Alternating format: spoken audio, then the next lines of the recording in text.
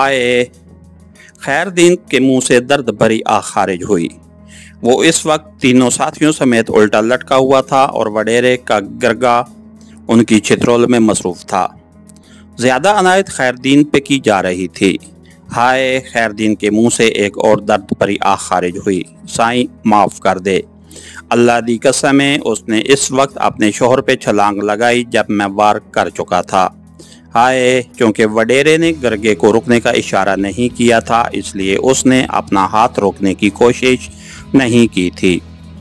وڈیرا غضبناک چہرہ لیے خاموش بیٹھا رہا یہاں تک کہ خیر دین نے بے ہوش ہو کر ہاتھ پاؤں ڈھیلے چھوڑ دیے۔ وڈیرے نے ہاتھ کھڑا کر کے پٹائی کرنے والے کو رکنے کا اشارہ کیا۔ اسے نیچے اتارو۔ جلاد ہاتھ روک کر خیر دین کی بندشیں کھولنے لگا۔ باقیوں کو بھی اتار دو۔ جلاد جب خیر دین کو نیچے لٹا چکا تو وڈیرا ایک مرتبہ پھر اس سے مخاطب ہوا اور اس نے ان تمام کی بندشیں بھی کھول دیں۔ دفع ہو جاؤ وڈیرے کے منہ سے نکلا اور وہ تینوں بھاگ کر عقوبت خانے سے باہر نکل گئے۔ اسے ہوش میں لے آؤ۔ ان کے باہر نکلتے ہی وہ جلاد سے مخاطب ہوا۔ جی سائیں کہہ کر اس نے وہیں پڑے بڑے سے ٹب سے پانی کا جگ بھر کر اس پہ الٹ دیا۔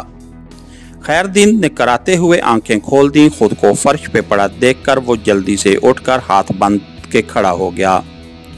خیر دین تجھے پتہ ہے تو نے ہمارا کتنا بڑا نقصان کیا ہے؟ زلیخا کے خوبصورت بدن نے ہمارے بستر کی زینت بننا تھا اور تو نے اسے منو مٹی تلے پہنچا دیا۔ سچ سائیں رب دی سوں یہ نادانستگی میں ہوا ہے، میرا کوئی قصور نہیں۔ اب اس کا ازالہ کیسے ہوگا؟ جج جیسے سائیں کی مرضی، وہ تھوک نکلتا ہوا بولا۔ میرے تو سر میں سخت درد شروع ہو گیا ہے، تم اس طرح کرنا کہ ذرا نادیہ کو بھیج دینا، میرے سر کی مالش کر دے گی۔ سچ سائیں شازیہ کو بھیج دوں گا۔ نادیہ تو بمشکل 12 سال کی ہوگی۔ خیر بخش کے چہرے پہ اپنی چھوٹی بیٹی کا ذکر سن کر تاریکی چھا گئی تھی۔ ہمیں پتہ ہے اس کی عمر کتنی ہے خیرو، اور یہ مشورے اپنے پاس رکھو، جتنا کہا ہے اتنا کرو۔ جج جی سائیں کہہ کر وہ خاموش ہو گیا۔ انور کے ہاں تعزیت کے لیے لازمی جانا، نوراں کو بھی اس کے گھر بھیج کر معلوم کر لینا کہیں انہیں تم پہ یا میرے آدمیوں پہ شک تو نہیں ہے۔ ٹھیک ہے سائیں، بس اب جاؤ اور نادیہ کو شام تک بھجوا دینا۔ خیر دین ہندوؤں کے انداز میں ہاتھ باندھے الٹے قدموں باہر نکل گیا۔ اس کے چہرے پہ چھائے تاثرات سے کسی آدمی کے لیے بھی اس کی دلی کیفیت کا اندازہ لگانا دشوار نہیں تھا۔ ادھر تم تو اس کی شکل سے واقف نہیں ہو، عاطف نے مخصوص لہجے میں کرسیوں سے بندھے آدمیوں سے پوچھا۔ جج جی سر، صرف ایک دفعہ ملاقات ہوئی تھی اس کے، وہ مجھے کہیں نظر نہیں آیا۔ اس سے میں نے اندازہ لگایا کہ وہ اس وقت میک اپ میں تھا۔ بعد میں اس کے احکامات ہمیں فون پہ موصول ہوتے رہتے ہیں۔ پہلی دفعہ ملاقات کیسے ہوئی تھی؟ سر یہ 3 سال پہلے کی بات ہے، جب میں جاب کے لیے مارا پھر رہا تھا۔ میں نے اعلیٰ ڈگری تو حاصل کر لی تھی مگر جاب عام سی بھی نہیں مل رہی تھی۔ ایسے عالم میں جب ایک انجان آدمی نے آ کر نوٹوں کی گڈی کی جھلک دکھائی تو میں ساری اخلاقیات بھول گیا۔ ایک چھوٹے سے کام کے 50,000 اور وہ بھی نقد۔ کام صرف اتنا تھا کہ ایک بیگ لے کے بس میں سوار ہونا تھا اور اگلے سٹاپ پہ بیگ کے بغیر اتر جانا تھا۔ میں انکار نہ کر سکا۔ اخبار میں بس کی تباہی کے بارے میں پڑھ کر ضمیر نے بہت ملامت کی، مگر یہ ایک عارضی اثر تھا۔ کڑکڑاتے نوٹوں کی چمک اور سوندھی سوندھی خوشبو نے اسے تھپک تھپک کے سلا دیا اور پھر یہ کام ایک تسلسل سے جاری ہو گیا۔ اس آدمی کو میں دوبارہ کبھی نہ دیکھ سکا۔ فون پہ مجھے احکام موصول ہو جاتے ہیں اور میں اس کے مطابق عمل کر لیتا ہوں۔ رقم کیسے وصول کرتے ہو؟ میرے اکاؤنٹ میں ایک دن پہلے مطلوبہ رقم جمع کرا دی جاتی ہے۔ اگر انہوں نے دھماکہ کرانا ہو تو اس کے لیے دھماکہ خیز مواد کہاں سے حاصل کرتے ہو؟ وہ کسی بھی جگہ پہ مطلوبہ سامان رکھ کے مجھے فون پہ اس کی لوکیشن بتلا دیتے ہیں۔ مثلاً کس جگہ؟ عاطف نے وضاحت چاہی۔ مثلاً ہمارے فلیٹ کے باہر موجود کچرے کے ڈبے میں بھی ہمیں 2-3 دفعہ یہ سامان رکھا ہوا ملا اور تیرا ساتھی، اسے میں نے اس کام پہ لگایا ہے۔ یہ میرا کلاس فیلو ہے اور میری طرح اسے بھی روزگار کی تلاش تھی۔ تم अपना तारुफ कराना पसंद करोगी? आतिफ उनके साथ पकड़े जाने वाली लड़की से मुखातिब हुआ। मैं वो फ़कत मना कर रह गई। जी आप? सर इसे कुछ मालूम नहीं, ये फ़कत शब बाशी के लिए बुलाई जाती है। तुमसे पूछा है? Sorry sir. क्या नाम बताया था? जज जी मेरा नाम शमीम है। तो शमीम साहिबा कब से इन्हें जानती हो? 7 साल एक तो हो गया होगा।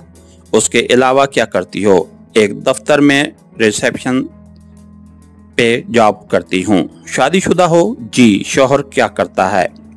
अगर वो कुछ करता तो मुझे ये करना पड़ता। अच्छा नसीर तुम बताओ, क्या कैसर ने सब कुछ सही बतलाया है? जी सर। जवानों बात यह है कि तुमने जो सारी स्टोरी सुनाई है उसकी तस्दीक कैसे होगी? सर हमें जो मालूम था हमने बतला दिया है। बहरहाल मुझे यकीन नहीं आया। अब मैं एक दूसरा तरीका इस्तेमाल करता हूँ। उन्हें यह कहकर वो इरफान से मुखातिब हुआ। तुम्हारे पास आज की रात है, सुबह मैं हकीकत सुनना चाहता हूँ, समझ गए ना? सिर्फ हकीकत। मुझे इनकी ज़िंदगी से कोई गर्ज नहीं, मालूमात से मतलब है। मेहरबानी सर, आपने मुझे भी किसी काबिल समझा। इरफान चहकते हुए इस अंदाज में बोला जैसे किसी को अजियत देना उसका दिल पसंद मशगला हो। आतिफ सर हिलाते हुए कमरे से बाहर निकल गया, जबकि तीनों कैदियों के चेहरे जर्द पड़ गए थे। सर एक काल गर्ल है और बाकी दोनों हुक्म के बंदे हैं। मास्टरमाइंड कोई और है जिसे ये खुद भी नहीं जानते। आतिफ उस वक्त सदीकी साहब के ऑफिस में मौजूद था। तो फिर क्या सर? लड़की को सरजनिश करके छोड़ देते हैं और इन दोनों को पुलिस के हवाले कर देते हैं। हमारे तो किसी काम के नहीं। तसल्ली तो कर ली है ना? चकमा देने की कोशिश तो नहीं कर रहे? आतिफ ज़ेरे लब मुस्कुराते हुए बोला। कल से तसल्ली ही कर रहे हैं सर।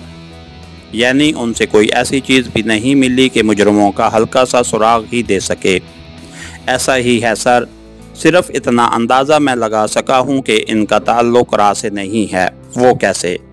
सर पिछले साल रा का सारा सेटअप कराची की हद तक हमने ख़त्म कर दिया था, जबकि उन्हें मामूल के पैगामात तसलसल से मिलते रहे। उससे यही ज़ाहिर होता है कि ये कोई दूसरी पार्टी है। सही कहा। सिद्दीकी साहब ने इस बात में सर हिलाया। लेकिन ये सवाल हनूज़े तवज्जो तलब है कि उनकी पहचान कैसे हो? सर उन्हें पुलिस के हवाले करके मुश्तहर करा देंगे कि पुलिस मुकाबले में 2 दहशतगर्द गिरफ्तार हो गए। अब अगर उनसे काम लेने वाले उन्हें छुड़ाने या मरवाने की कोशिश करते हैं तो हर 2 सूरत में हमारे सामने आ जाएंगे, यानी हम उनकी निगरानी करेंगे। ऑफ कोर्स आतिफ मियाँ, इसमें भी चंद कबाहतें हैं। मसलन सर? मसलन ये कि जब उन्हें मालूम है कि ये उनके बारे कुछ नहीं जानते तो उन्हें टेंशन लेने की क्या ज़रूरत है? और अगर बिलफर्ज किसी वजह से वो ऐसा ज़रूरी समझें तब भी उन्हें मरवाने के लिए वो किराए का टट्टू इस्तेमाल कर सकते हैं, जिसे गिरफ्तार करने के बावजूद हमारे हाथ पहले की तरह कुछ भी नहीं लगेगा। सबसे बढ़कर ये कि क्या ये बात यकीनी है कि वो इनकी गिरफ्तारी से लाइल्म हैं? हो सकता है उन्हें अच्छी तरह इल्म हो कि ये हमारी कैद में हैं। इस सूरत में वो उनके करीब भी नहीं फटकेंगे। सर ज़्यादा से ज़्यादा हमारा मंसूबा नाकाम होगा ना? ये दोनों तो यूं भी हमारे काम के नहीं और इसके अलावा ऑप्शन भी कोई नहीं बचता। जिस नंबर से उन्हें अकाम मौसूल होते हैं उसे ट्रेस करना था। उस मकसद के लिए कोई एक नंबर इस्तेमाल नहीं होता सर।